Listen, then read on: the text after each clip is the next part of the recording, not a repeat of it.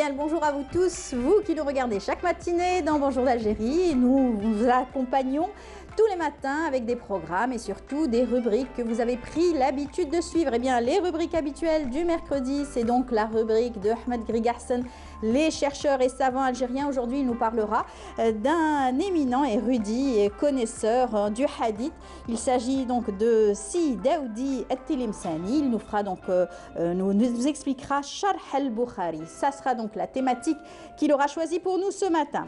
Nous aurons également Hamid Belkhassam dans sa rubrique environnement. Aujourd'hui, il sera accompagné d'un chercheur aussi à l'ISMAL, donc l'école supérieure d'océanographie. Il est chercheur justement dans ce domaine-là. Il nous parlera bien entendu aujourd'hui du thon. Et oui, la chasse aussi abusive de thon, la pêche abusive de thon, pardon, et parler aussi de ce bilan, donc d'une campagne très particulière cette année. Nous aurons également à parler culture avec une très belle exposition virtuelle. Elle est en ce moment même au niveau donc de l'agence algérienne pour le rayonnement culturel. L'artiste et plasticienne et chef de département art visuel au niveau donc de l'ARC sera parmi nous pour nous parler de ses différentes activités et surtout parler de cette exposition de l'artiste camerounais. Il ne sera pas parmi nous, mais on verra en tout cas une belle vidéo pour parler un petit peu de son exposition. Un photographe sera parmi nous également avec Mariam Maït El-Hara. Il s'agit de Houari Bouchnar qui sera donc parmi nous sur le plateau pour nous parler donc de sa résidence. Voilà, c'est tout le programme qu'on a choisi pour vous. J'espère que vous allez apprécier. Restez avec nous jusqu'à 10 h du matin en compagnie de toute l'équipe du Bonjour d'Algérie qui est là pour vous servir. On va commencer avec une belle chanson pour vous réveiller, pour vous emmener surtout et vous évader à travers ces beaux lieux donc de notre Sahara algérien. Kader Japonais et le groupe Imzad.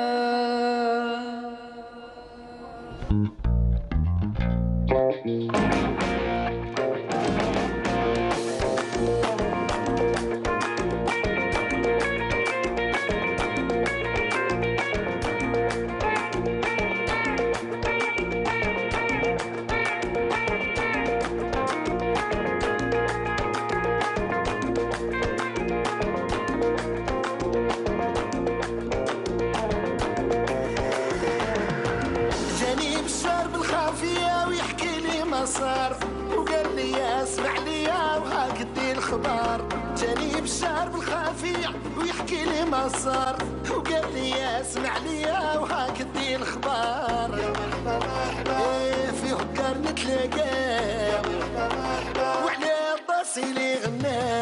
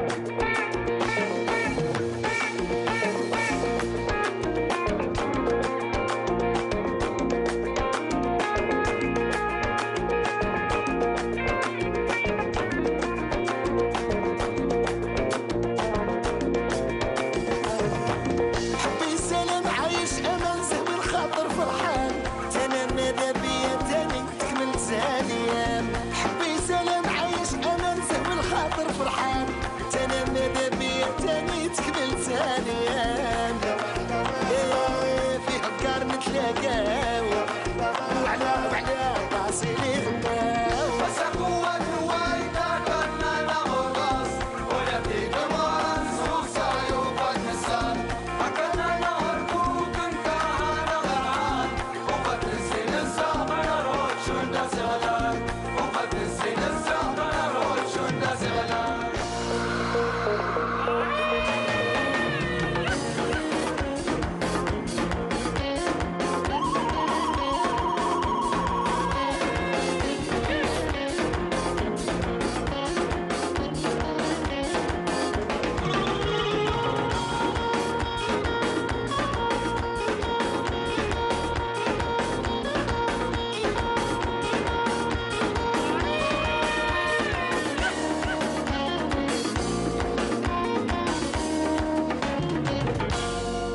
Ouais.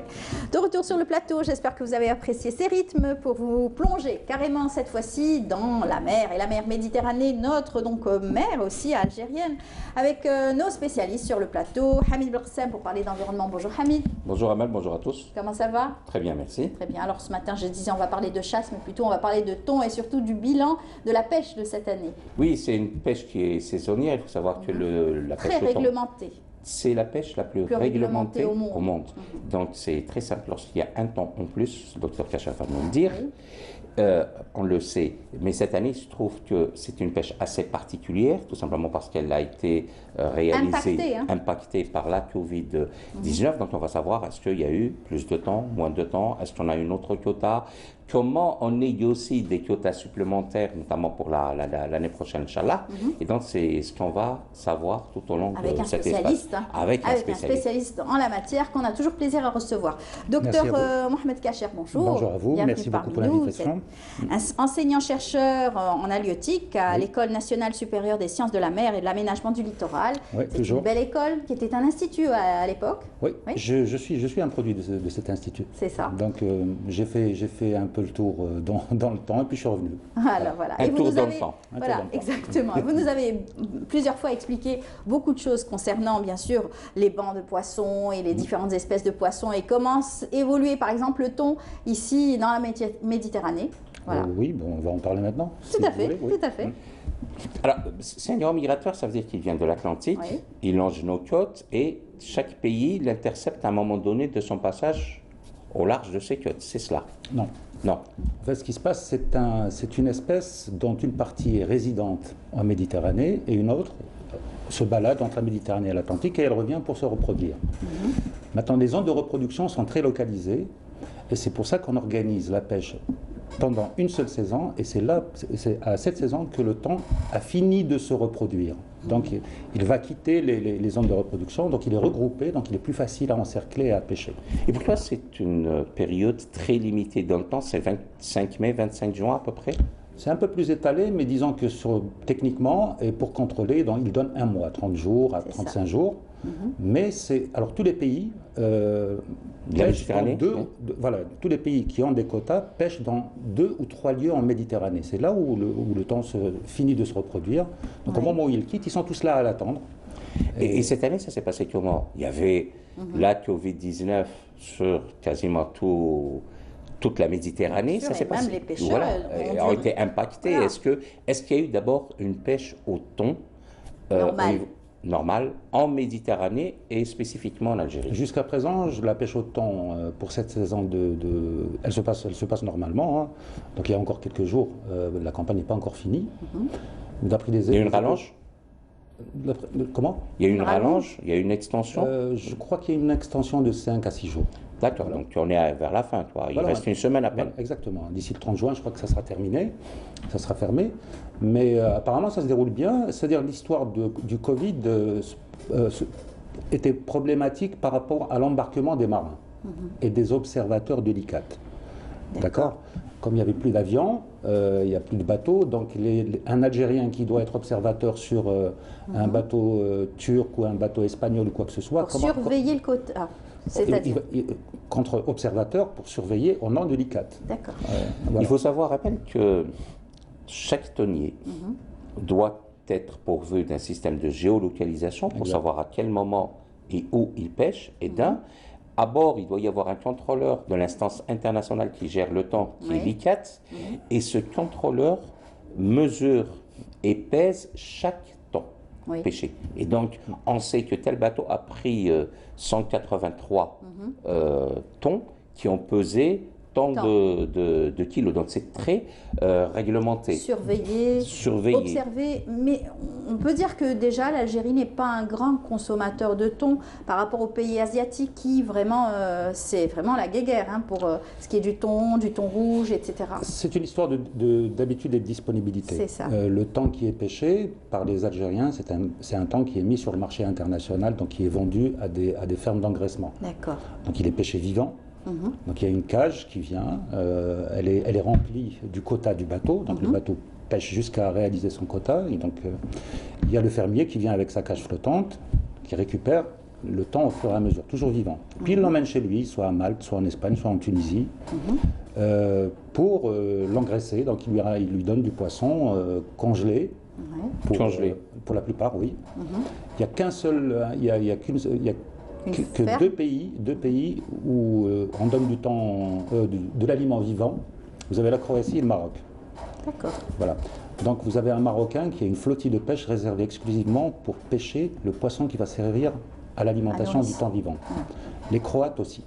C'est une pêche qui est rentable parce que quand on voit tout ce qui est mis en œuvre pour une période de clair. pêche d'à peine un mois, je ne sais pas si c'est financièrement rentable. Hein. Vous avez les fermiers qui se sont installés depuis longtemps, les gens qui ont, donc vous avez des Maltais, des Espagnols, quelques Turcs, des Tunisiens, un Marocain, parce qu'il y a une seule ferme d'engraissement en Atlantique, c'est un Marocain qui la tient. C'est un des gars qui fait le thon de la meilleure qualité qui soit. Donc les coûts, il faut être soutenu. Je vais vous donner un exemple très simple. Hein. Si vous faites une ferme d'engraissement en Algérie pour le thon rouge, à supposer que vous l'avez pêché, votre thon rouge, vous ne l'avez pas acheté vivant sur le marché international. Alors 250 tonnes, donc à l'arrivée, rentrer en ferme, ça vous fait 225 tonnes. En 6 mois, Voilà. vous pouvez gagner 125 tonnes en plus. On peut voir, commenter peut-être les images. Ça c'est Là, c'est une cage de remorquage. Donc, c'est une cage qui a récupéré le thon des seines, des engins de pêche. Et là, elle va vers la ferme de grossissement. C'est du thon vivant qui est à c'est du l'intérieur. thon vivant qui est à Il est en l'intérieur. train d'être acheminé vers la Il ferme. est remorqué.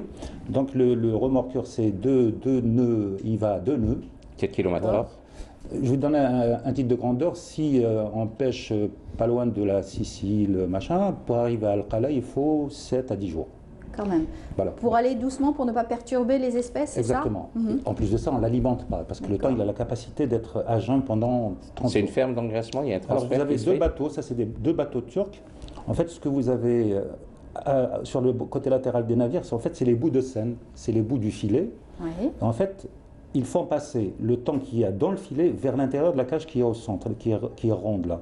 Il rentre Il rentre. dans la ferme. Il rentre dans la cage. Dans la cage. énorme. Ouais. C'est énorme comme Voilà. Dispositif, déjà. Voilà. Et pour la délicatesse aussi de l'opération. Ça doit être délicat aussi. Ils sont très prudents. Il faut qu'il arrive vivant. Voilà, bien Ouais. sûr. C'est ça le but du jeu. C'est ça le but du jeu. Et là, normalement, il y a une image d'un plongeur qui a une caméra stroboscopique qui est à l'intérieur de la cage de remorquage. Et lui, il compte et Le évalue nombre le poids d'individus du qui passent. Exactement. Parce qu'il faut D'accord. pas Ah, que ça dépasse. c'est ça. justement. Voilà. Ça, c'est un observateur délicat avec sa caméra. Vous avez des thons au-dessus de lui. Oui. Et la porte de la cage qui connecte la scène à la cage de remorquage, donc il compte. La caméra stroboscopique, en fonction de la longueur, elle donne une estimation du poids. D'accord. Ah, ça veut dire que quel tonnier, s'il a eu, on va dire, 1200 tonnes, on sait pratiquement à une tonne près et à un ton près Oui, c'est que exactement le ça. quota est atteint. C'est exactement ça. C'est pour ça qu'on dit que c'est la pêche la plus réglementée avec un observateur Voilà. d'une institution internationale qui contrôle Et les temps un à un. la vidéo transmise à l'ICAT est contrôlée. D'accord. D'accord, Voilà. ok. C'est pas voilà. Et justement, la mer est un patrimoine commun. J'avais juste Oui, oublié de allez-y. dire un détail. Oui. C'est que je vous ai dit, si vous avez une ferme, le minimum, Oui. la ferme la moins chère que vous pouvez faire en Algérie, pour faire 125 grammes de gain de poids, donc vous avez 200 tonnes de thon vivant, vous l'engraissez pendant 6 mois. Alors, pour les engraisser pendant 6 mois, il vous faut 2000 tonnes de poissons à manger. Par. Voilà. Par. 2000 tonnes. Par ferme. Non, non. Pendant 6 mois. D'accord, pendant 6 mois. Vous avez 2000 tonnes. 2000 D'accord. tonnes d'aliments, donc Wow. de poissons congelés, à donner à vos 200 tonnes de thon. Et ça coûte, alors l'installation, rien qu'au démarrage, ça coûte minimum un demi-milliard de dinars. C'est-à-dire 560 millions de dinars environ. C'est énorme. Si vous n'achetez pas votre thon, c'est vous qui l'avez Voilà, pêché. Hein. c'est vous qui l'avez pêché. Alors, Donc, le thon congelé pour le côté pratique et la disponibilité surtout.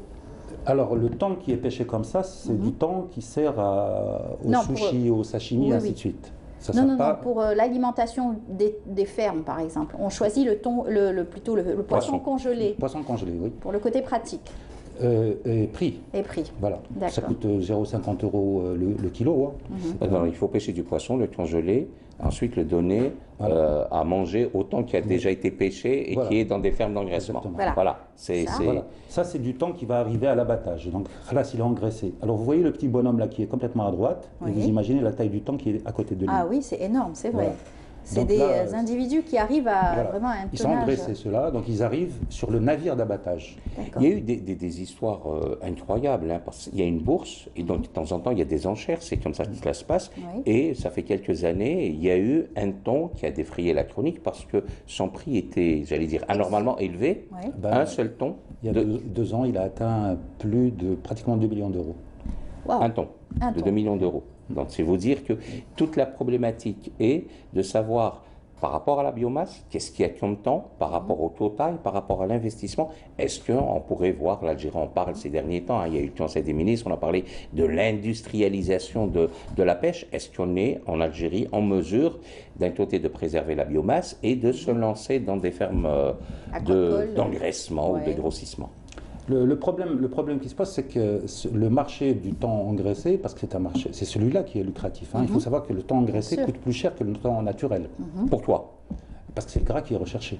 Ah d'accord, D'accord. c'est une C'est qualité de la chair en Voilà. fait. Plus elle est grasse, plus elle pèse plus lourd en matière Voilà. de finance. Et bien sûr, parce que vous avez donné de l'aliment.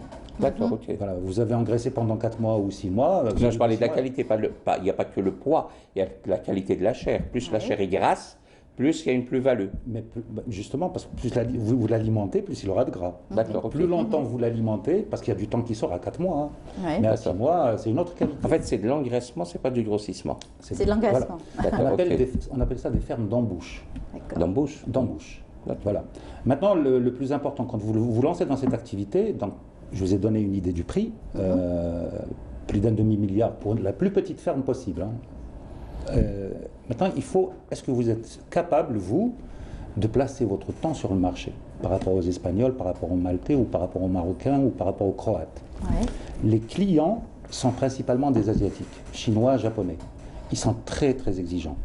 Donc si vous, votre coût de production, il est de l'ordre de 15 euros le kilo, le gars, quand il vient, il a une offre, parce que là, il y a une ferme beaucoup plus importante, le gars, il peut le vendre à 12. Il ne va jamais l'acheter chez vous.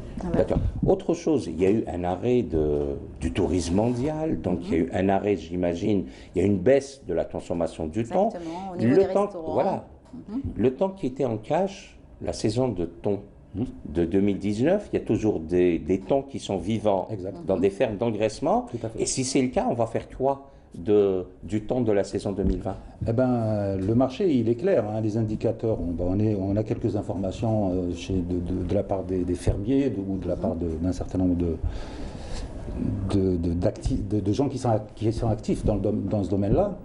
Il faut savoir, par exemple, pour cette année, c'est comme l'histoire du pétrole américain, le thon va être vendu au négatif. Ouais. À bas Ah. prix. Va être... Négatif. Ah, d'accord, c'est-à-dire. C'est-à-dire Au 0 rabais euros. Ah, d'accord. 0 euros dollars pour le thon vivant. C'est-à-dire les Algériens ou les Espagnols qui vont pêcher cette année, les fermiers vont leur dire, écoutez, si vous voulez qu'on prenne votre thon, on va voir combien on va vous payer, mais pas cette année. Waouh. D'accord. Parce qu'en fait, les fermes sont pleines, il n'y a plus de... Le thon vivant de la saison 2019 n'a pas été consommé, Exact. les fermes sont pleines, on ramène de... du thon en plus. Et pourquoi ils n'ont pas annulé, réduit oui. carrément le quota? C'est le marché. D'accord. Ou Et- annuler la pêche carrément. Voilà, hein. on aurait pu faire année. une Sur- pause sur- et laisser le temps se reproduire aussi j'allais dire naturellement. Le marché ne peut pas s'arrêter. Ça ne fonctionne pas comme ça. C'est pas les gens qui décident, c'est les gens qui gèrent le marché qui C'est décident. très complexe, hein. C'est très compliqué. Non, Alors- cette année, le temps, c'est le pétrole. C'est exactement ça. C'est la même logique. C'est la même logique que le pétrole américain. Ils ont produit, ils n'avaient plus où stocker. Donc ils ont payé les gens qui ont les espaces de stockage pour qu'ils le prennent. C'est pratiquement pour tous les marchés, hein, l'industrie aussi, hein, on l'a vu. Hein. Sauf qu'on peut transformer. Mais là, moi, j'ai une petite inquiétude par rapport aux tonniers algériens, les opérateurs algériens. Il y en a, je pense, une vingtaine. Oui, il y en a 22 ou 23. Un tonnier coûte quelque chose comme 1-2 millions d'euros. Oui. Ils ne travaillent que pratiquement un mois. C'est vrai. Ils vont devenir quoi si ils n'arrivent pas à écouler leur temps, leur production. Cette année, c'est sûr qu'ils ne rentreront rien. Ils auront une promesse de paiement de quelque chose qui n'est pas encore évalué. Pour le temps, s'ils vendent le temps vivant. Ils seront obligés de vendre le temps vivant. Parce Parce que que l'acheteur ne peut pas payer. Voilà, le fermier ne va pas payer. Il a déjà du temps. C'est Donc il incroyable. va falloir qu'il trouve des espaces où stocker ce nouveau temps vivant. La Tunisie, c'est un des pays qui offre des espaces, des cages. des madragues. Non, des cages. Des cages. Ah, d'accord, du gros Voilà. volume alors. Bien sûr, c'est 50 mètres de diamètre. D'accord. Donc vous avez, les cages, elles peuvent prendre jusqu'à 250 tonnes. Il n'y a pas de souci. Ça poserait une problématique peut-être pour la saison prochaine, 2021, si les fermes sont pleines, si tout est full, quitte de l'année de la saison 2021. Et comment s'opèrent les négociations? Est-ce que l'Algérie a une capacité de négociation pour en 2021 dire OK, je décale mon quota, ou j'en ai plus, ou moins, ou ça s'opère comment les négociations? Les quotas ne se décalent pas. Soit vous le faites, soit vous l'avez perdu. Ça c'est clair. Vous n'avez pas de résidu de quota de l'année précédente dont je peux bénéficier plus tard. Ça veut dire que vraiment, ça a été impacté. Le Covid-19 a impacté réellement sur Non, cette chasse quand même. Il a impacté sur certains navires qui ont eu un petit peu de retard pour recevoir leurs observateurs. C'est tout. Parce qu'ils devaient venir d'un autre pays par avion. Mais si mais la sur la marchandise n'a pas oui. été commercialisée, Mais ça n'a pas été commercialisé parce que le marché est saturé. Les cages d'engraissement sont pleines Il y a un depuis excédent. 2-3 ans. ah Elles d'accord, sont déjà en pleines plus. depuis 2-3 ans. Parce que l'ICAT, elle a augmenté les TAC, c'est-à-dire les quantités à Ah bah, pêcher on le voit, par année. les cages, hein, les fermes. Ce sont des Donc, fermes. Voilà, il faut savoir par exemple qu'en 2014, on était encore à 13 000 tonnes. D'accord. En 2020, on est à 36 000 tonnes. Wow. Ouais, Ça fait presque. plus du double. Ouais, presque Donc 3 fois. voilà, les capacités de stockage ont été. D'accord. sont Ça veut dire remplies. que le thon se reproduit très bien en mer alors. Il va bien, sa S'il biomasse est- va bien, voilà. bien sûr. Si la population ne fait qu'augmenter, puisque les pêcheurs arrivent à trouver cette matière disponible. on va Maintenant, le ces problème espèces. qu'il y a, c'est que l'ICAT, parce qu'il y a un marché qui risque d'être déstructuré si ça continue comme ça. Personne ne sait. Demain, on va vous sortir une histoire disant que le thon, il est en voie d'extinction. Il va falloir réduire les quotas. Il va falloir ceci, il va Voilà. falloir cela. C'est les scientifiques c'est- qui parleront voilà. à ce moment-là. Les hein. scientifiques qui sont à la solde des commerçants, des commerciaux. Alors, une Oui. question peut-être, Oui, oui. encore une fois, si elle a le temps. En Oui, fait, bien sûr. est-ce à dire que la politique restrictive de l'ICAT sur un certain nombre d'années a amené un surplus de production? On a limité le nombre de prises, les quotas, on a serré pendant des années. Exact. On a permis donc au temps, c'est un bon se exemple de reproduire. gestion intégrée d'une ressource halieutique? Oui, mais là, ça part en vrille. C'est-à-dire le temps s'est reconstitué. C'est Oui. vrai que le serrage de l'ICAT a apporté beaucoup de très bons résultats. À un moment donné, quand ils ont eu les bons résultats, ils ne pouvaient même pas augmenter parce qu'ils n'avaient pas l'argument. Parce qu'il y a les organisations pour la protection de l'environnement qui voudraient bien que les espèces soient toujours en voie d'extinction, donc toujours protégées d'une certaine façon. Les commerçants, non. L'ICAT, c'est des commerçants, hein, et pas de, Ah oui. c'est pas autre chose. Donc ça a donné de bons résultats. Et puis à un moment donné, il fallait... D'ailleurs, c'est l'Algérie qui leur a donné les arguments pour augmenter. En quelle année? En 2014. D'accord. Voilà. Et en 2016, c'est l'Algérie qui a bien sûr provoqué une petite tempête au niveau des ICAT quand elle a récupéré son quota. Voilà. Parce qu'on avait perdu pendant un certain nombre d'années, parce qu'on n'a pas été, on va dire, assez percutant pour exiger notre quota. C'est Exactement. ça. Donc maintenant, l'Algérie, depuis 2017, elle a toujours un minimum de 1000 tonnes. Alors que quand vous voyez la clé de répartition, elle n'a pas droit aux 1000 tonnes. Et la négociation a été faite de telle sorte à ce qu'il y ait toujours un minimum de 1000 tonnes. Mais enfin, toujours est-il. Donc la quantité, la biomasse de thon rouge a augmenté. systématiquement, il y a beaucoup de pays qui n'étaient pas intéressés au départ, qui étaient protecteurs de la nature, comme la Norvège, l'Islande, Tout à ainsi fait. de suite. Maintenant, on commençait à demander leur part aussi. Donc, on a augmenté, mais on a fini par déstructurer le marché. Complètement. Donc, il se peut que, pour des raisons de maintien de marché, on puisse inventer un argument scientifique qui fait qu'on doit baisser un petit peu la quantité totale à pêcher par an. Alors là, vous venez de parler donc de la pêche réglementée Oui. et très structurée, etc. Mais à côté, on sait, tout le monde sait qu'il y a ces pêches abusives aussi par certains pêcheurs. D'ailleurs, on retrouve aussi sur le marché certains chez nous, c'est-à-dire- individus.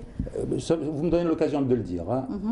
Il faut absolument que l'administration des pêches donne un quota de pêche aux pêcheurs artisans D'accord. pour que cette pêche soit légale et qu'elle ne soit plus considérée comme étant accidentelle. On peut dire que Ramadan, le thon a inondé le marché, hein, pratiquement. Voilà, maintenant, il l'a inondé, mais bon, c'était une activité qui était... Légale. D'accord. Voilà, j'ai rien vu, machin. Mais là, il est absolument... Et les pêcheurs l'ont toujours demandé. Il leur faut un quota dans le quota qu'obtient l'Algérie. Il faut un cadre légal. Voilà, Un c'est quota de 1800 tonnes, c'est ce qu'il y a pour la 1650 pêche, tonnes cette année. pour la On ne pêche sait pas. hauturière. Voilà. Et pour la pêche côtière, artisanale, il faudrait Il y a- instituer un quota. Voilà. Dans la part de l'Algérie, dans le quota de l'Algérie, si l'Algérie a 1000 tonnes, qu'on donne 3, 5%, 10% aux petits pêcheurs. Et qui vont Ça avoir, ira ils vite. vont rentrer dans l'ordre. Ils ne vont plus faire dans l'informel, se cacher des gardes-côtes. Exactement. Exactement. D'accord. Voilà, c'est vraiment indispensable. Voilà, la disponibilité bien sûr du thon sur le marché et aussi changer les habitudes alimentaires aussi des Algériens, hein. S'intéresser beaucoup plus à notre richesse halieutique aussi, Oui, les parce que poissons et changer aussi Vous notre savez, façon si de l'année manger. prochaine ça continue comme ça, les pêcheurs algériens devront vendre leur thon ici. Hein. Oui. Les navires algériens devront ramener leur thon ici. Et Sur on le va marché. apprendre à se familiariser Avec la chair, avec du la chair, thon. voilà, du temps qui. Et c'est vrai que Qui est assez souvent on particulière. dit qu'il y a trop de son, Oui. d'accord. C'est un poisson dans le gras. temps, on a l'impression que c'est du bœuf, c'est sanguinolent, c'est, Ouais. il est rébarbatif un petit peu. Pourquoi est-ce qu'il y aurait des méthodes de présentation dans des espaces réfrigérés sous forme de, j'allais dire, de steak, de. Ouais. Oui, un conditionnement préalable avant la vente. Exact. Oui, bien sûr, il y a des possibilités. Bon, maintenant, les Algériens, il y en a certains qui peuvent le manger cru maintenant. Hein. Il y en a Oui. qui mangent la crevette Les crue, la Asiatiques, merguez crue, bien voilà. sûr, mangent le Donc, poisson, le thon. Mais Voilà, on- ça c'est voilà. la déco. L'abattage, oui. Ça, c'est L'abattage. l'abattage. Alors, l'abattage, c'est le client qui le fait. Ah, D'accord.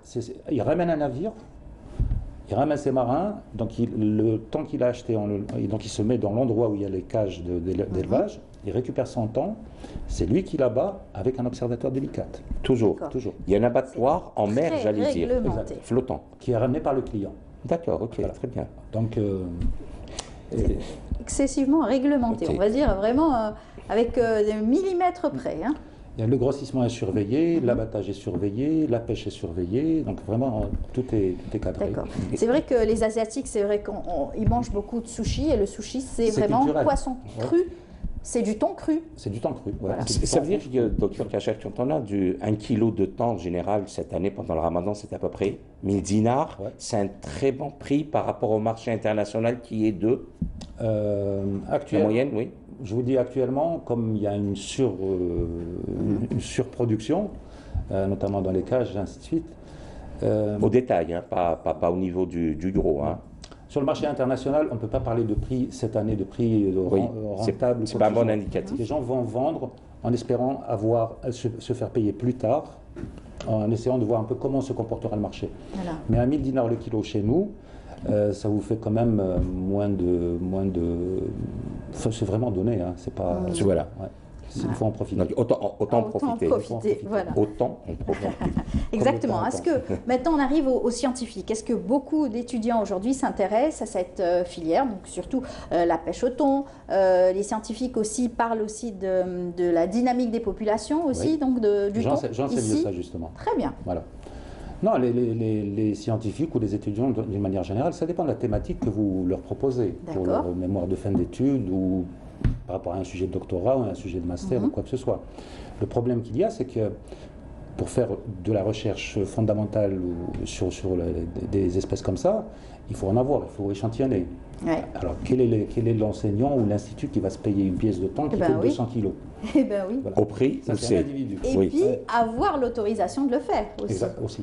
Exactement. Ouais. Mais est-ce que durant cette campagne, il y a eu des étudiants qui ont été invités ou l'année précédente, pas cette année un petit peu particulière, l'année universitaire 2019-2020, qui ont embarqué à bord de thoniers?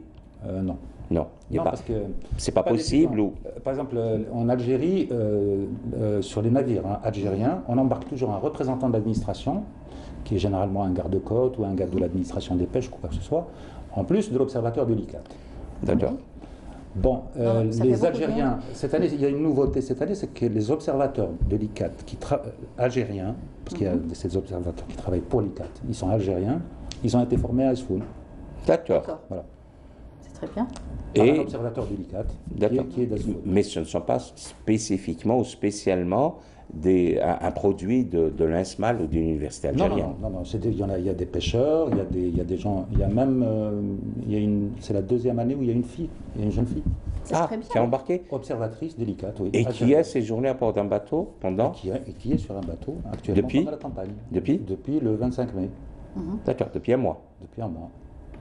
Et une formation, par exemple, de ces spécialistes, ça dure combien? Ça dure généralement une semaine parce que c'est des gens qui ont déjà le pied marin. D'accord. On parle des observateurs. Oui, là, oui, hein. les observateurs. Donc on leur apprend quelles sont les règles délicates, D'accord. très La résumées, surveillance. la surveillance. bien sûr, le montage. Comment on remplit les formulaires, parce qu'ils ont des formulaires à remplir régulièrement. Donc ils ont une initiation rapide à l'anglais utile par rapport au travail qu'ils doivent réaliser. Et ils doivent manipuler une caméra stroboscopique. Si c'est eux qui peuvent plonger, ils plongent. Sinon, ils donnent à un marin qui va plonger à leur place et ils contrôlent en même temps ce qui se passe. Mais à la base, les candidats à la formation d'observateurs ou d'inspecteurs Ils d'ICAT sont recrutés par l'ICAT. sont recrutés par l'ICAT, mais ce sont des pêcheurs à la base, en général, ou de la communauté de... Ils sont de la communauté des pêcheurs. D'accord. Ils ont un niveau d'instruction, ils ont un diplôme parfois, il y a des capitaines de pêche, il y a des lieutenants de pêche, il y a des techniciens de pêche. C'est vraiment... on est épaté aujourd'hui par oui. cette industrie, toute cette machine qui s'est mise en place. Hein. Pour la durabilité, puisqu'on parle d'environnement, C'est ça. il faudrait la préserver. Pour la préserver, il faut préserver aussi un patrimoine commun, qui est la Méditerranée. Justement, vous revenez de Béjaïa, où des pêcheurs et des amoureux de la mer ont signalé une anomalie du côté de Pnixila. Il y a un projet immobilier qui est peut-être légal, hein, c'est pas ça le problème, mais déversement de dizaines de tonnes de gravats sur le littoral. Oui. ça Vous fait nous aviez carrément envoyé une vidéo d'ailleurs. Hein. Ça a fait une petite montagne en mer, donc ça a déstructuré un petit peu le biotope qui est là-bas. C'est ça. Voilà, donc ils ont fait une île. Ils ont créé une île. Oui, sur mais la côte. ça perturbe la faune et la flore marine.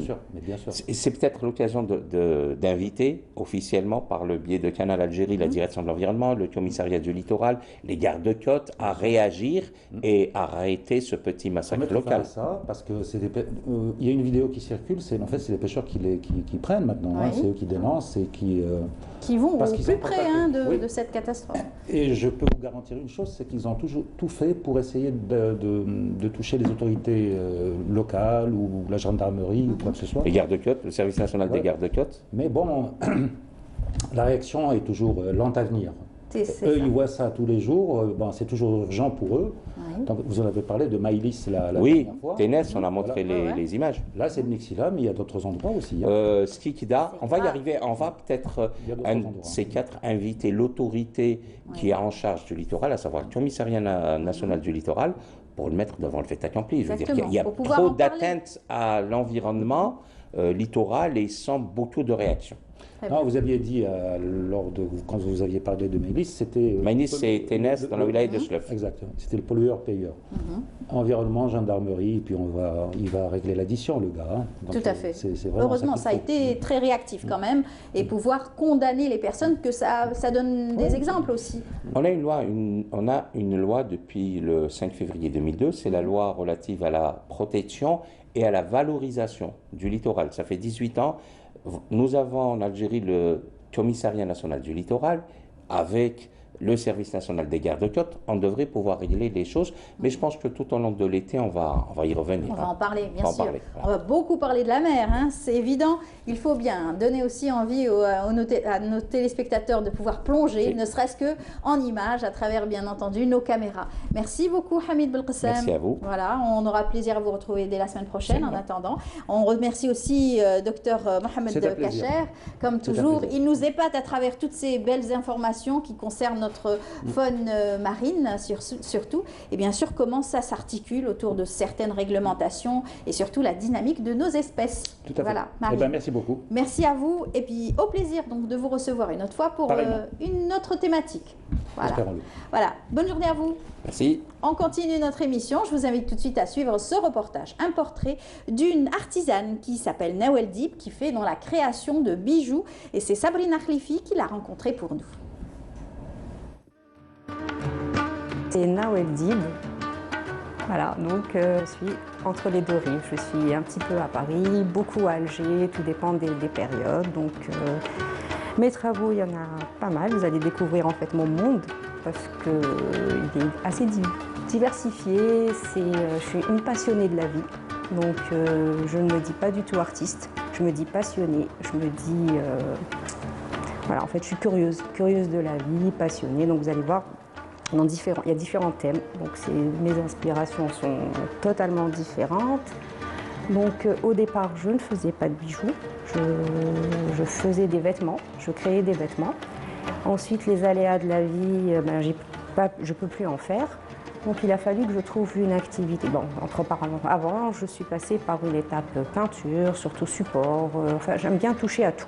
J'aime bien, si je pouvais faire de la ferronnerie, j'en ferais. Si je pouvais, enfin voilà, j'aime bien toucher à tout. Donc le bijou, c'était un petit tremplin suite à une maladie où je ne pouvais pas rester assise longtemps. Donc c'était très pratique pour moi d'avoir un plateau sur les genoux et travailler. Donc, et aussi, vu que je suis une passionnée de bijoux, j'adore les bijoux comme toute Algérienne, j'aime porter les bijoux. Enfin, pour moi, je préfère être parée de bijoux tout le temps. Voilà, donc passionnée de bijoux Tawanata le Sud, déjà, les bijoux Chaoui aussi, énormément. Voilà, donc c'est les différents matériaux. Vous avez vu, il y a des boucles en bois, où j'ai peint avec des motifs Tawana, donc soit du tapis berbère ou des poteries qu'on voit un peu partout. Donc ça ne veut absolument rien dire, c'est pas des symboles qui, je ne sais pas lire c'est juste des dessins comme ça. Bon, les projets, ça serait peut-être une petite boutique. Oui, c'est un projet avec un réel atelier, pas devoir travailler sur une table de salon ou voilà, un réel espace de travail.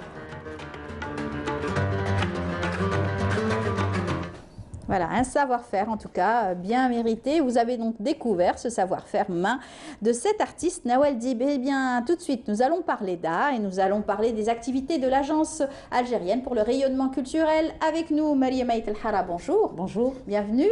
Vous êtes artiste aujourd'hui, on vous reçoit en tant que chef de département art visuel au niveau de l'art. Et patrimoine. C'est ça, Oui, et patrimoine, tout à fait. Marhaba bik. Isselmek, merci. Vous n'êtes pas venu seul, vous êtes venu accompagné d'un artiste photographe. Parmi nous, bonjour. Bonjour.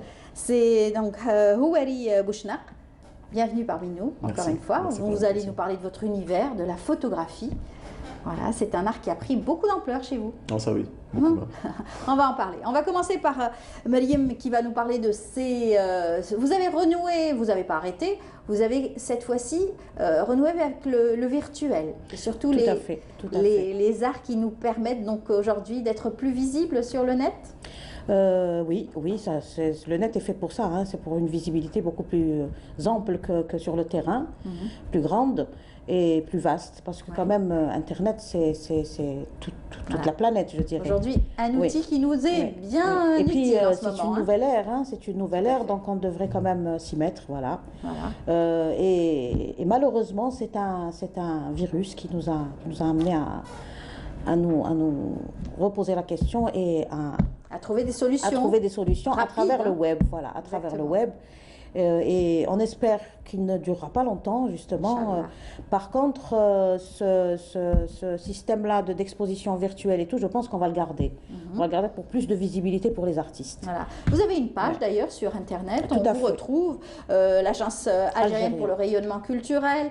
Et là, régulièrement, vous postez les résidences d'artistes, on a une résidence dans Houari Bouchnaq. Bon, c'est vrai qu'on ne peut pas recevoir beaucoup d'artistes en résidence. Par contre, un ou deux, c'est possible. Parce qu'on a plusieurs studios et tout. Donc là, il est tout seul, il est très bien. Voilà. D'ailleurs, il se porte très très bien. Alhamdoulilah. Et bien sûr, on a des expositions virtuelles, on a des concerts en live, et on a des films documentaires, des films coproduits par l'ARC, voilà, qui passent par notre page. Et la page, je voudrais corriger un peu certaines personnes qui ne la trouvent pas. En fait, c'est pas ARC, c'est Agence algérienne pour le rayonnement culturel. C'est, voilà, quand ils recherchent la page. Et donc, une fois par semaine, moi, je poste une exposition. Voilà. Donc, voilà, j'ai fait appel à certains artistes pour expérimenter. Tout à donc, fait. Ils ont répondu présent tout de suite. Oui, oui, je les beaucoup remercie d'ailleurs. avaient peut-être du mal à être... En fait, moi, j'avais peur ça ne les intéresse pas. Ouais. Parce que, bon, on faisait des expositions mensuelles au niveau de Dar Abdel Taif. Et je me suis dit, pourquoi ne pas commencer par ce calendrier. Donc, il fallait réagir, hein, il fallait réagir aussi à votre niveau, très rapidement. Donc, j'ai commencé avec un artiste qu'on devait exposer au mois d'avril. C'est Chafa Oussani de Béjaïa. Ouais. Il a répondu présent. Donc, on a commencé par lui. On a fait la première exposition. On a vu que voilà, les gens étaient contents, quoi. Ils nous ont même remerciés et tout parce que ça allait changer. Et puis, on a commencé à faire appel à d'autres artistes qui ont répondu présent. Et d'ailleurs, bientôt, on va faire un communiqué de presse et on va mettre un email où les artistes qui veulent participer à ces expositions virtuelles nous écrivent, nous envoient leur dossier pour qu'on puisse les programmer. Parce que c'est une fois par semaine. On poste une fois par semaine. Aujourd'hui, on a posté l'artiste du Cameroun. Hein? Non, le Cameroun, c'était la semaine dernière, mais en fait, ces expos restent sur le net. Tout à fait. Parce qu'elles sont sur notre page. Après, on la met sur YouTube et sur Instagram. Bah justement, on va voir cette exposition, puisque vous nous l'avez envoyée, de Aliou Moussa, qui est du Cameroun. Une belle exposition, et il parle aussi de son art. Donc, on va voir à travers ces images, cette exposition que vous avez aussi la possibilité de voir à travers le site internet de l'ARC. Regardez. La page. La page. De Facebook. Facebook, oui.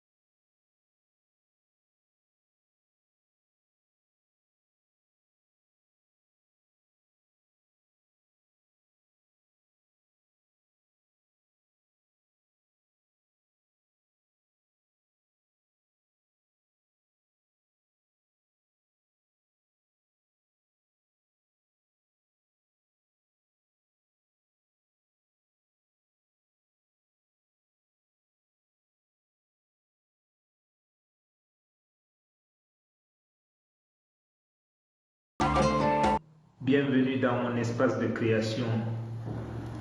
Je m'appelle Aliou Moussa, artiste. J'avoue que mon univers de création est un peu atypique.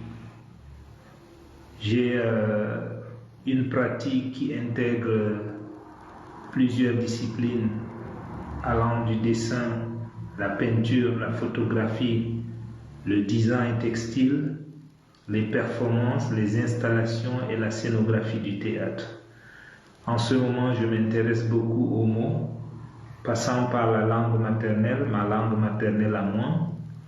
Et durant le confinement, justement, j'ai expérimenté la langue. J'ai diffusé quelques textes sur Facebook et dans le but de sensibiliser sur la pandémie due au Covid-19. Ça a été un moment de solitude, mais un moment de production artistique assez important pour moi.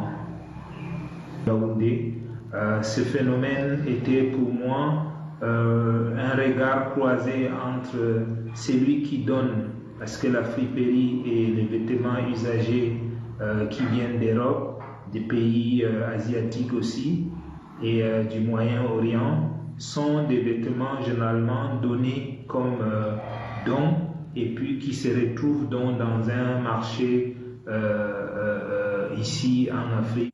Bientôt une dizaine d'années maintenant, j'ai orienté ma recherche artistique sur le coton, le textile. À la sortie d'une résidence où j'ai eu le bonheur et la chance de participer à la résidence académie à la Michelangelo Pistoletto en Italie, à Biella, au sorti de cette résidence, j'ai décidé de poursuivre une recherche beaucoup plus sur le triangle trade, sur le commerce triangulaire, en se basant sur le coton.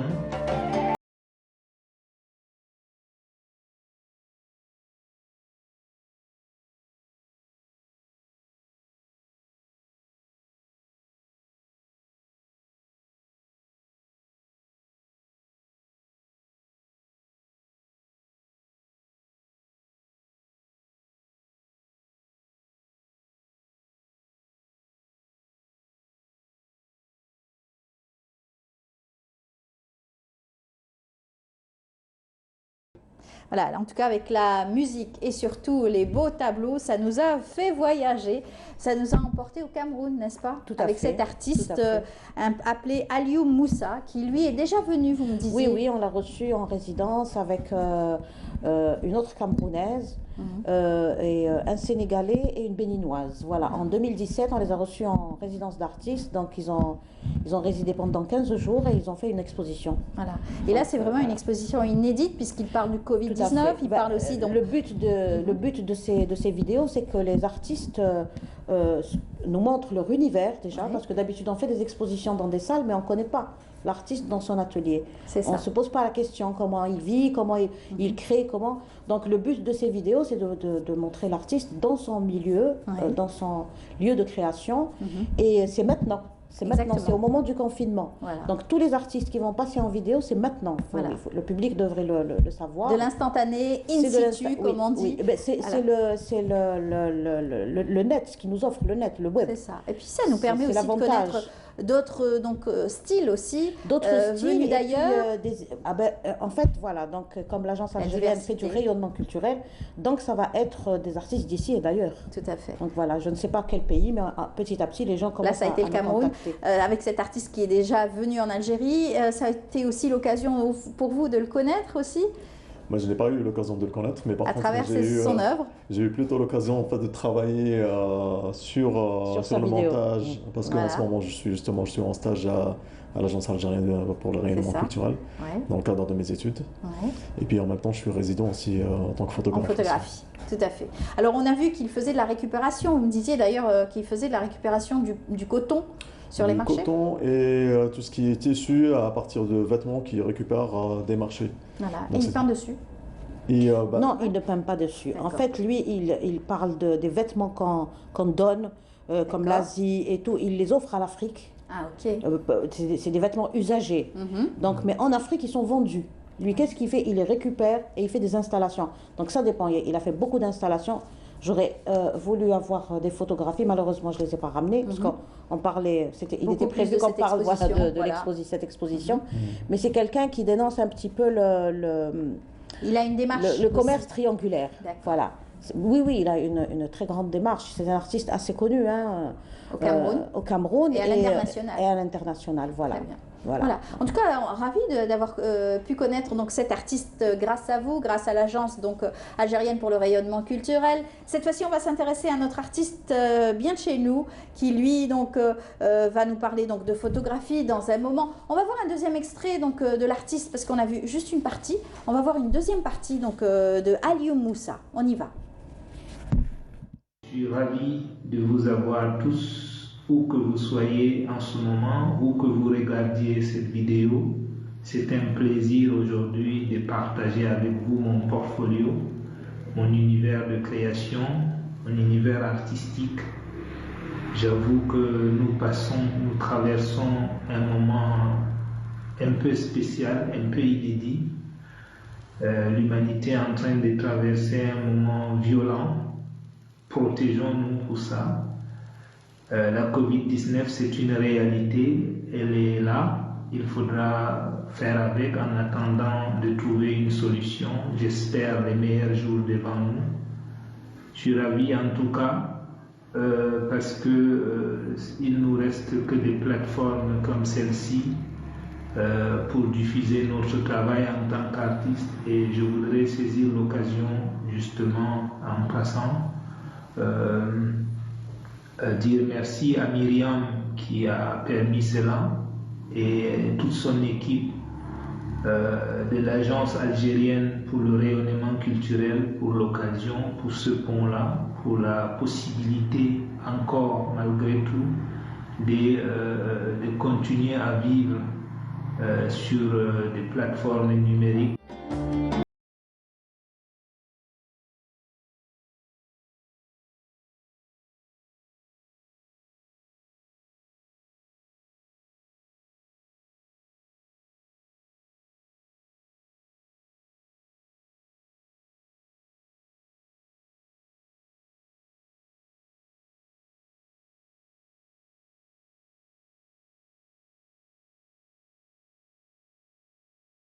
Alors, on a vu donc le dernier message de Aliou Moussa qui était très content de pouvoir exposer ici grâce à ses efforts, les efforts de l'ARC pour lui avoir permis de partager ce pont avec d'autres nations. C'est un plaisir pour nous aussi, c'est un plaisir. Et puis, j'espère avoir l'occasion de...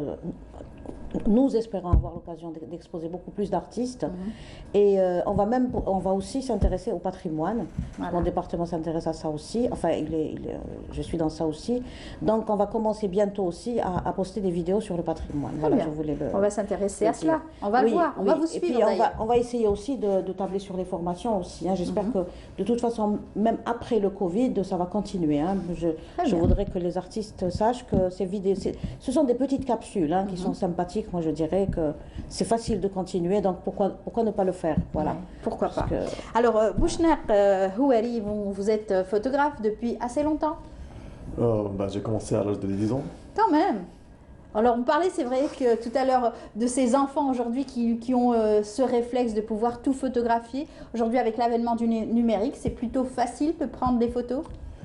En ce moment, c'est plutôt facile parce qu'on a justement cette facilité-là d'avoir pour la plupart un téléphone portable où il y a un appareil photo. Immortaliser le moment. Immortaliser le moment à tout moment. Voilà. Et puis, mais je pense que l'Algérien, il a toujours été assez proche par rapport au monde photographique aussi.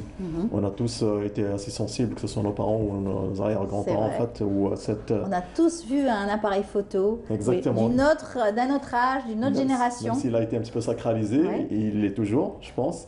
Un peu moins avec l'avenue du numérique, mais il y a eu une sorte de tradition et de transmission qui a toujours été faite et qui a toujours été présente aussi par rapport à la photo. Alors parlez-nous de cette résidence que vous faites en ce moment. En ce moment, c'est une résidence, mais c'est plus un stage. Là, parce qu'en même temps, je suis photographe, mais je fais des études en ingénierie de projets culturels et interculturels à Bordeaux. Très bien. Et dans le cadre de mes études, là, j'ai sollicité l'ARC et là, en ce moment, je suis en train de faire un stage dans la gestion d'établissements culturels. Voilà. Et en même temps, je profite parce que la résidence, c'est une résidence aussi artistique et j'ai eu la chance aussi d'être accepté aussi comme résident en même temps. Artiste en même temps. Et donc, du coup, je profite aussi pour essayer d'élaborer un petit peu mes projets, donc de narration photographique. Alors, je vous ai posé la question, vous êtes dans quelle dynamique? Est-ce que c'est le portrait, photo-portrait ou paysage? Vous m'avez dit, je touche un petit peu à tout. Je touche un petit peu à tout, tout dépend en fait des thématiques et tout dépend en fait des sensibilités et tout dépend des réflexions aussi. Et généralement, je travaille la démarche photographique, elle est liée très souvent à la démarche littéraire aussi, où j'essaie de travailler autour du texte et de la photo. Il y a une démarche photodocumentaire qui est présente aussi et qui vient s'aligner un petit peu avec le collectif dont je fais partie. C'est le collectif 220. Mais après, si vous voulez voir sur Internet, c'est www.collective en anglais VE c'est vrai. 220.net. Aujourd'hui, c'est vrai que les photographes se sont constitués plusieurs, pour la plupart, en club, en groupe, etc., qui sont très actifs. Hein. Ils sont là à faire des sorties, des démarches, insuffler aussi d'autres passions à d'autres jeunes hein, qui ne sont pas du tout formés dans la photographie. Depuis quelques années, quand même, il y a un engouement qui est assez intéressant par rapport à la photo d'une manière générale et par rapport au domaine de l'image. Et je pense que même les jeunes ou bien l'Algérien d'une manière générale, il a ce besoin-là d'avoir une sorte de langage et développer une sorte de langage à travers la photo. Alors, on va voir quelques-unes de vos photos. Parlez-nous un petit peu de celles-ci. En fait, c'est des photos, moi je préfère parler plutôt par rapport à l'ensemble. Donc celle-là, je l'ai prise à Tlemcen. Donc les photos, pour la plupart, en fait, on va dire que là où je m'exerce le plus, c'est plutôt en Algérie. Et ce que j'essaie de montrer et de mettre en avant, c'est plus par rapport à la condition humaine d'une manière générale et l'environnement humain aussi, donc à travers la photo. Donc le langage en soi, le langage photographique, pour moi, il peut ou bien être résumé en une seule photo, ou bien ça peut être aussi une narration à travers une série complète. Voilà, et vous m'avez dit que vous affectionnez particulièrement le noir et blanc. Oui. Très expressif, le noir et blanc, c'est donc plusieurs couleurs, mais en fait... pour moi, je reprends un petit peu la vision d'un photographe qui s'appelle Abbas, un photographe iranien qui fait partie d'une agence qui s'appelle Magnum Photo. Où pour lui aussi, il affectionnait beaucoup le noir et blanc. Et pour lui, en fait, c'était une manière en fait d'aller à l'essentiel, de voir un petit peu. Ne pas se perdre dans les détails, c'est ça? Ne pas se perdre dans les détails, ne pas se perdre dans la superficialité des couleurs, en quelque sorte. Les plus graphiques, la photo noir et blanc. Et puis à l'époque, on disait que c'était des photos artistiques. Parce que l'argentique, au départ, il était en noir et blanc. Donc, c'est ce qui c'est un petit peu le... Pour moi, l'exemple type de la photographie en noir et blanc, c'est notre artiste Khlil, qui faisait un travail extraordinaire, qui vraiment a sublimé le noir et blanc. On doit revenir sur l'argentique à l'arc. Donc on devait commencer la formation en photographie argentique et numérique, mais on met l'accent sur l'argentique. Cet été, on devait commencer la formation, mais bien sûr, on ne va pas lâcher, mais on va la faire. Ça fait partie du programme de l'art. Bien sûr, il y aura moins de cas, moins donc... oui, enfin, si ça ne se fait pas cette année, ça sera l'année prochaine. Hein, mais en tout cas, ça fait partie des formations, du programme de formation, parce qu'on a tout un programme de formation. En cinéma, musique, art visuel, écriture aussi pour le livre. Donc on a tout un programme. On devait le commencer. On a déjà commencé, mais on devait quand même le faire amplement, je dirais, à partir de cette année. Voilà. Donc le grand public est invité à pouvoir participer à ces Bien sûr, il y aura des appels à candidature, il y aura bien sûr. On aura l'occasion de les annoncer au moment venu. Tout à fait, bien sûr. Pour pouvoir donner peut-être un panel intéressant. Il y aura des communiqués de presse, vous serez tous informés, au contraire. Parce qu'il y aura quand même l'occasion pour beaucoup de photographes qui ont cet engouement envers la photographie argentique, qui est quand même assez spécial aussi. Exactement. C'est magnifique. Vous faites votre propre développement ou vous travaillez sur le numérique? Moi, je travaille en numérique, je travaille aussi en argentique, je travaille en moyen format. Oui. Et c'est vous qui développez vos propres photos? En partie, oui et non. Oui, non, parce qu'en fait, ce qui est compliqué en ce moment, c'est plutôt de trouver les produits ici. Oui, tout à fait. Et le papier, parce qu'on sait que le papier a une importance capitale. Oui, et la pellicule. Parce que jusqu'à maintenant, il y a toujours possibilité en fait, de développer la pellicule et scanner la pellicule et puis après la rendre en numérique en quelque sorte. Mais c'est un matériel qui coûte... La chambre noire, l'agrandisseur, tout ça, c'est vrai que... Oui, les pellicules déjà sont chères et le papier est très cher et rare aussi en même temps. Voilà. Très belle photo en tout cas, et qui nous parle, avec, comme vous le disiez tout à l'heure, c'est un univers carrément. Le noir et blanc, ça parle tout de suite. Voilà, on évite de se perdre. Ah ça oui. Voilà, donc vous serez en résidence jusqu'à quand? Jusqu'à fin juillet. Fin juillet août. Très bien. Donc vous aurez l'occasion de voir un peu plus Alger, puisque vous êtes sur Alger en ce moment, prendre des photos, continuer à immortaliser à travers votre objectif et pouvoir ensuite être visible sur le net, mais pas que. Et j'espère que bientôt il y aura son exposition. Voilà, votre exposition sera pour Alors là, le 4, ça sera en fait, à l'occasion de la fête de l'indépendance et de la jeunesse. Ouais, donc, juillet, du moment qu'il est présent, on va lui organiser une exposition virtuelle. Voilà, donc ça sera l'occasion de voir un petit peu vos travaux et tout ce que vous avez fait, on va dire, travailler pendant tout ce temps de confinement peut-être. Et il va s'exprimer, voilà, au niveau de Dar Abdel Khaïf, là où il réside, c'est là où il va s'exprimer. Il parlera de son quotidien et de ses photographies. Ça sera plutôt une capsule vidéo donc, à travers l'Arc. Et avec le collectif 220, on organise aussi un événement aussi avec une structure suisse, donc, où l'exposition va avoir donc, à Genève à partir du mois de juillet. Très bien, voilà. Parfait. En tout cas, on vous souhaite bonne chance. Merci. Et puis, revenez nous voir et continuez en tout cas votre travail de, comment on va dire, globetrotters de la photographie. Voilà, bonne chance. Merci. Et à très bientôt. Je rappelle que Houari Bouchnaq est donc photographe et est en résidence en ce moment à l'agence algérienne pour le rayonnement culturel. Bon courage et on aura l'occasion de voir vos travaux à travers donc, le site et surtout le Facebook, la page Facebook de l'Arc. Merci beaucoup Mariam Aït El-Hara. C'est moi qui vous remercie. Moi, je dis merci de cette invitation et il faut continuer à travailler, il faut prendre ses précautions, bien sûr. Tout à fait. Les précautions sanitaires sont très très importantes, donc il faut se laver les mains, il faut porter les masques. Tout à fait. Il ne faut pas se lâcher et se dire que ça y est, on s'en est sorti. Non, il faut quand même être très très vigilant pour nous, pour nos enfants, pour nous et pour les autres. Voilà. Exactement. Et Mariam l'artiste? Ben, écoutez, ce que je fais, c'est de l'art aussi. Oui, bien sûr. Mais bon, peut-être que vous serez visible aussi. Inch'Allah. Oui, pourquoi Vous avez préparé des choses? Ben, écoutez, pour le moment, je m'occupe des artistes.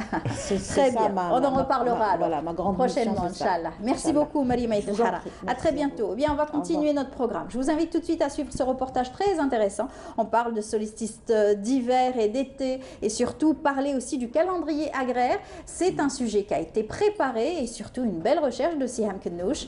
Et on le retrouvera Greg Hassan juste après. Ahmed Greg Hassan. ذبح يدي النعجة ويخلي ولادها تتذبح. Saad Saoud, Dhabah et puis le Boulard. Ce sont des maisons lunaires. Chez nous, on les appelle Mnazil. Il s'agit d'un calendrier vieux de 5000 ans autour duquel l'année agraire s'organise. Les mentions lunaires, c'est le mouvement de la Lune dans le ciel. Donc, c'est des zones que traverse la Lune. Et à chaque fois, chaque nuit, la Lune passe sa nuit, donc tbiyit, fi menzla. Donc on a deux mentions et un tiers pour chaque signe du zodiaque. Il existe 28 maisons lunaires. Chacune compte 13 jours. Si on multiplie 13 par 28, on se retrouve avec 364 jours, ce qui correspond à une année agraire. L'année agraire débute le 29 novembre. C'est le début de Choula, ou l'hiver. L'hiver se termine par le Boulard. Après le Boulard, c'est Saad Saoud qui s'installe, le début du printemps. Saad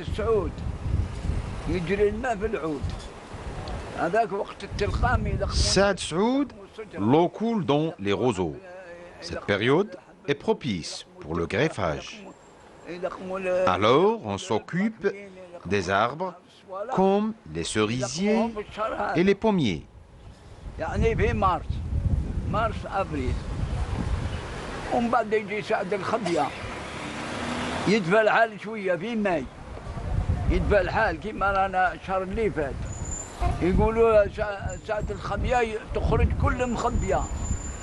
Saad al-Khabia indique la fin de l'hibernation. En cette période, les animaux tels que les tortues sortent dans la nature.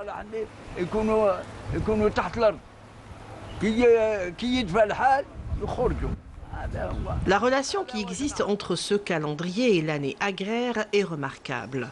Le 16 mai est le début de l'été. 37 jours après, c'est le 21 juin. Et c'est le début de l'Ansara. Le solstice d'été, c'est un événement particulier. C'est la fin, normalement, dans quelques régions, la plupart, c'est la fin de la récolte. Donc, et on doit aussi préparer la prochaine saison. Donc on défriche. On a des herbages, donc tout devient sec et on va défricher tout ça pour éviter les champignons, pour éviter les insectes.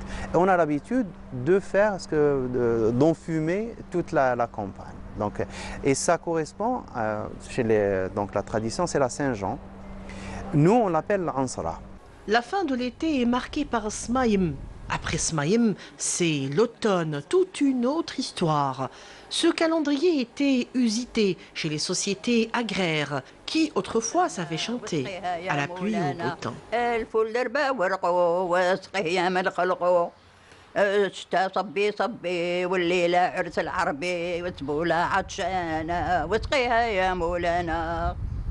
Voilà, ça fait partie de notre patrimoine immatériel et pourquoi pas expliquer tout cela. Alors on a pu voir Ahmed Grega Hassan à travers cette interview, lui qui a donné donc des réponses à Siham Knouch. Il est là parmi nous. On le reçoit comme chaque mercredi avec grand plaisir. Bonjour. Bonjour Amel, bonjour à tous vos téléspectateurs. Comment ça va? Alors on peut dire qu'on en a Smaïm. Non, mazal. On est en mois d'août. Mois d'août, Inch'Allah. Fin juillet. Smaïm, c'est la période où les fruits commencent à mûrir. Donc, on a le bakor, donc avec mazal. Voilà. Donc, on vient de sortir de l'Ansara, en fait. D'accord. Ce sont des mots très usuels qu'on utilise souvent, mais on ne connaît pas vraiment leur signification et surtout l'impact sur la saison et sur le calendrier agraire. Exactement, parce que ce qui s'est passé, c'est que petit à petit, on s'est un peu décroché, on s'est un peu délié de cette terminologie parce qu'on a changé de vie. Il y a eu une transition, on n'a pas vu tout ça, on n'a pas vu tout ça se passer. Mais les gens vivaient en symbiose avec la nature, donc ils s'élevaient très tôt le matin, à l'aube, donc la vie s'arrêtait mal Aïcha, donc les gens, ils avaient une vie synchronisée avec la nature. Et ils connaissaient tout ça, ils identifiaient et leur vie, et c'était une vie d'agriculteurs. La plupart faisaient de l'agriculture, donc ils devaient connaître les saisons, ils devaient connaître quand est-ce qu'ils devaient labourer, semer, récolter. Donc tout ça était rythmé, la vie était rythmée par ça. Donc à un certain moment, donc, il y a eu le décrochage, on a décroché, on a abandonné tout ça. Maintenant, on essaie de récupérer parce que c'est très important. Dans un monde où on voit maintenant avec le corona, donc le Covid, on voit les limites de la globalisation. Exactement. Donc on doit revenir à l'identité locale, on doit revenir un peu au localisme, c'est important. Voilà, certains l'ont compris, certains l'appliquent aujourd'hui. Voilà, exactement. Est-ce qu'il est déjà trop tard? Est-ce que ça va pouvoir donner à réfléchir à certaines personnes? En tout cas, nous avons des exemples comme ça qui ont compris la chose. Pierre Rabhi, qui est un Algérien, qui donne des conférences partout dans le monde et qui explique ce phénomène donc, lié à la terre, très important.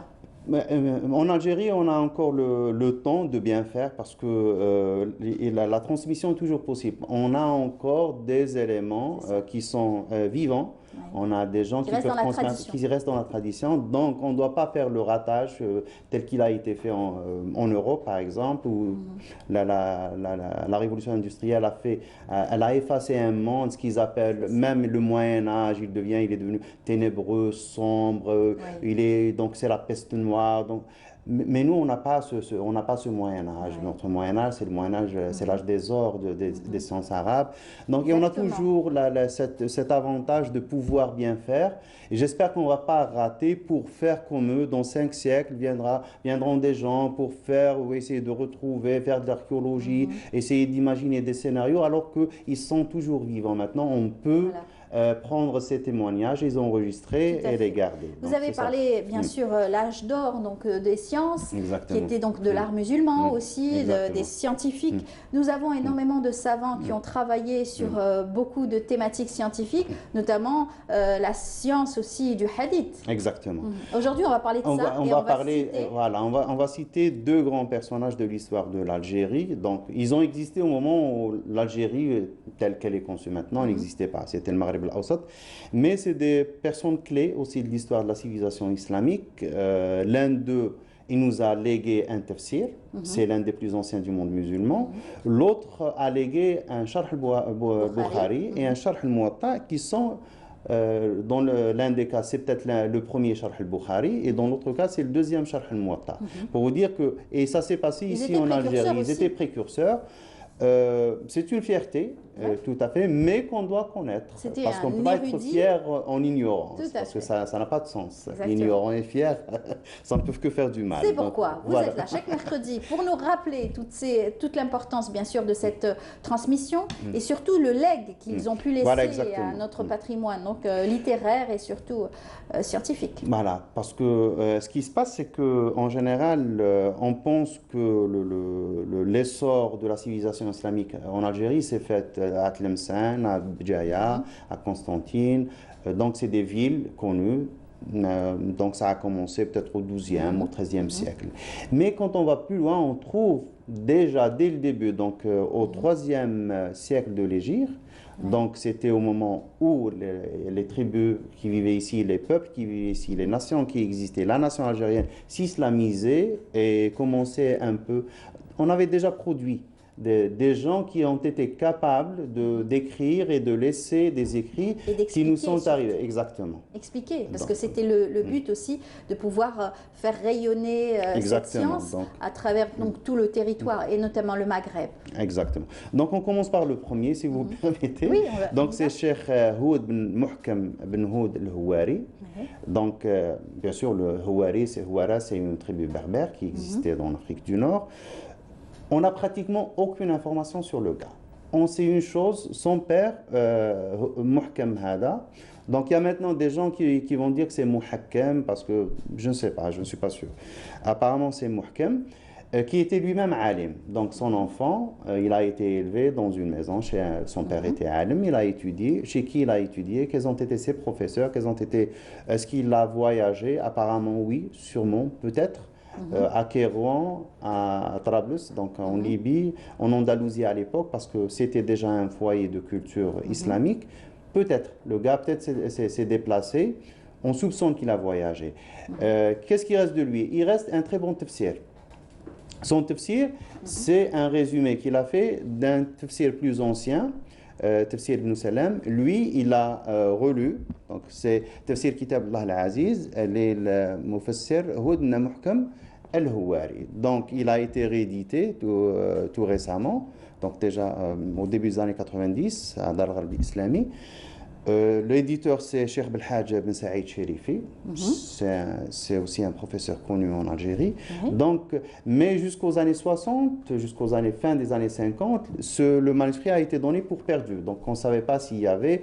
Cheikh Mohamed Youssef Tfish a parlé de lui, donc il l'a cité, mais on ne savait pas qu'il y avait des exemplaires encore. Donc, fin des années 60, on a identifié des manuscrits qui existaient essentiellement en Mzab, dans les environs de Ghardaya et les villes connectées à Ghardaya, et à Djerba aussi en Tunisie. Donc, c'est un travail qui a coûté à Cheikh Belhadj 20 ans de travail minutieux, donc, parce qu'il faut comparer entre les différents manuscrits pour faire sortir un texte le plus près du texte laissé par l'auteur lui-même. Donc, qu'est-ce qu'on trouve dans ce tafsir? On trouve un tafsir classique, sauf pour certaines particularités qui sont propres aux ibadites. Il ne faut pas oublier que l'ibadisme, c'est un madhab islamique qui a été l'un des premiers à s'installer au Maghreb. Donc, il y a des gens qui sont islamisés en étant ibadites. Donc, donc, c'est nos ancêtres qui étaient à un certain moment ibadites. Certains ont gardé la tradition, d'autres ont choisi d'autres madhab. Donc, essentiellement, on n'a pas de problème avec ça. C'est une fierté parce que c'est un produit algérien. On espère l'un de ces jours, d'autres travaux de la même période, donc des rois roustoumides, voient le jour.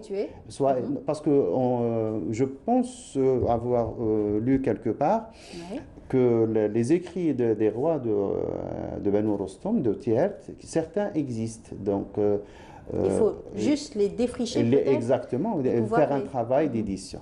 Donc ça, c'est pour le premier. On est au 9e siècle. On est au 9e, début du 10e siècle de l'ère commune. On appelle maintenant l'ère commune. Donc le siècle suivant, on passe à Ahmed Ben Nasr al-Daoudi. Ahmed Ben Nasr al-Daoudi, il est apparemment... At-Tilimsani. Oui, à l'origine, ils ont des noms très très longs. Oui, c'est normal parce que... Ils ont des descendances aussi, il faut rappeler toutes ces descendances. Exactement, parce que les filiations chez les peuples anciens et bien anciens, les peuples qui sont... Donc, ils gardent cette lignée parce que c'est très important. Ça leur permet d'avoir un type de réseau. Donc, plus on est ancien, plus on a des réseaux, plus on a des gens, des connexions, donc plus on est fort. Donc, c'est très important. Ça donne une puissance, ça donne une force et ça donne des liens aussi. Il y a aussi le fait que Rasul sallam a demandé aux gens de ta'allamu min ansabikum ma tasiluna bihi arhamakum. Donc il faut apprendre de vos ascendants, de vos lignées, les informations qu'il faut pour entretenir les relations de famille, parce que c'est la rahim tudkhil al-jannah. C'est très important. Ça, c'est un travail qui a été fait. Malheureusement, il n'a pas été édité en Algérie. De tous les travaux collectés de Ahmed Ben Nasr al-Daoudi Tilimsani. Donc c'est un travail très important, c'est une collection de ces travaux. Peut-être pas les ouvrages, on appelle ça les œuvres complètes, mais une bonne partie. Une bonne partie. Je pense que pour Tlemcen, capitale de la culture islamique, il y a eu l'occasion aussi de faire des conférences autour de ces grands érudits du hadith. Et bien sûr, Ahmed Ben Nasr al-Daoudi n'a pas été lésé sur ça, donc c'est important. C'est un homme clé, c'est un homme très important parce qu'il est rentré dans des polémiques à l'époque. Ça, c'est l'un de ses ouvrages qui a été publié, Kitab al-Amwal. C'est l'importance que donnaient les musulmans à l'Amwal, donc tout ce qui est monnaie. Donc il y a plusieurs aspects juridiques sur ça. Donc bien sûr l'aspect donc zakat et tout, mais pas que ça. Il y a aussi donc la qualité de la monnaie, comment on a bien faire. Bien sûr, il faut vérifier la pesée, parce que quand on dit dinar, c'est dinar, quand on dit dirham, c'est dirham, quand on dit fils, c'est fils. Donc tout ça, c'est l'un en or, l'autre en argent. Donc, et quand on a commencé à faire le furus al-nuhas, donc il y a un temps de crise, il y a aussi des fois, il y a la dévaluation aussi de la monnaie, exactement. Donc tout ça, c'est très important. Très bien expliqué. Exactement, dans le contexte, avec le langage du contexte, mais c'est un aspect qui a été pris en charge aussi.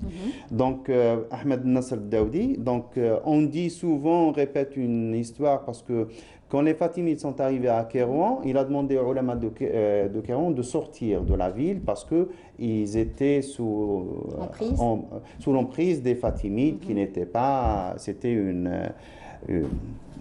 vous savez le contexte historique. Donc, et les gens de Kérouan lui ont envoyé une lettre pour lui dire « Uskut laysa laka al-shaykh ». Donc, quand vous n'avez pas de maître, donc vous ne pouvez pas vous prétendre d'une lignée de scientifiques, donc vous n'avez pas de fatwa à produire. Oui, Mais en fait, quand les historiens lui ont trouvé quand même au moins 3 mètres. Parce qu'il les cite dans ses ouvrages, Cheikh Foulan, Cheikh Foulan. Il a aussi laissé des élèves. On a parlé de son élève, Cheikh Abou Abdelmalik al-Bouni, qui a fait Sharh al-Muwatta. On a eu l'occasion de parler, quand on a parlé de Masjid Abi Marwan Sharif, donc on a parlé d'un certain Bouni qui a fait un travail Sharh al-Muwatta.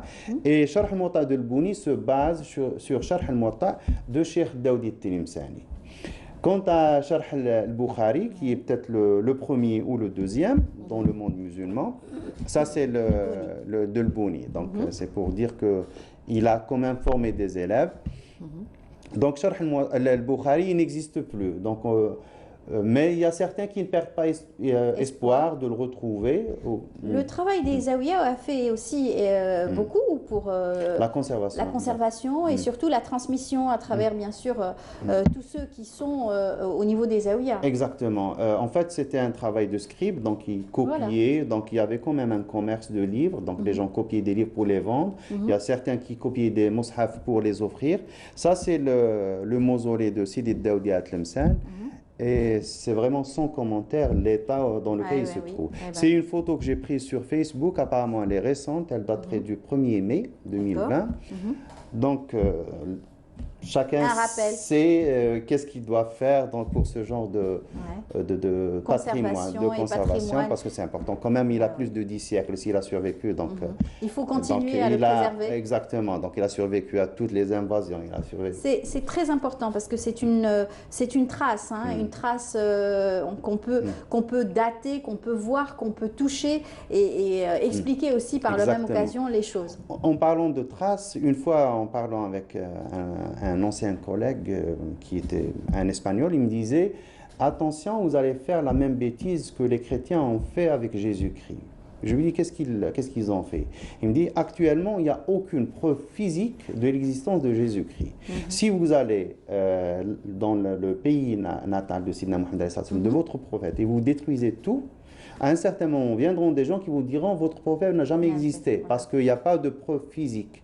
Donc la même chose pour notre histoire. Si on ne conserve pas, donc ça on ne le fait pas parce que on ne le fait pas pour lui. Lui il n'a plus besoin de nous. Il a besoin qu'on dise Allah yarhamou Cheikh Daoudi. Il a fait son travail et son travail puisqu'on en parle.